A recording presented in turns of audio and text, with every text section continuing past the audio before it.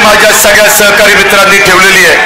तुम्ही बघा, कालच्या निवडणुकीमध्ये शिवाजीराव गर्जे असंख्य वर्ष तुमच्या माझ्या राष्ट्रवादी काँग्रेस पक्षामध्ये एक कार्यकर्ता म्हणून काम करणारे, सगळ्यांना आलेल्या गेलेल्यांचं जे काही अडीअडचणी आहेत ते समजून घेणारे, त्या आम्हा लोकांच्या कानावर घालणारे, अशा पद्धतीनं जे शिवाजीराव गर्जे होते, अनेक वर्ष आमच्या सगळ्यांच्या मनात होतं की त्यांना संधी मिळाली पाहिजे, परंतु काही ना काही अडचणी येत होत्या।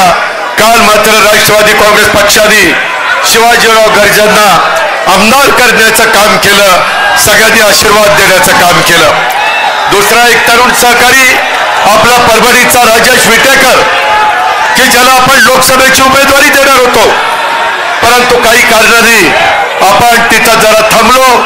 आपल्यातले सहकारी महादेव जानकरांना ती उमेदवारी दिली आणि त्यावेळेस पहिल्या सभेमध्ये मी सांगितलेलं होतं की राजेश, 6 महिन्याच्या आत राष्ट्रवादी काँग्रेस पक्ष तुला आमदार केल्याशिवाय गप्प बसणार नाही, आणि तो निर्णय आपण कालच्या निवडणुकीच्या निमित्तानं उभ्या महाराष्ट्राला दाखवून दिला।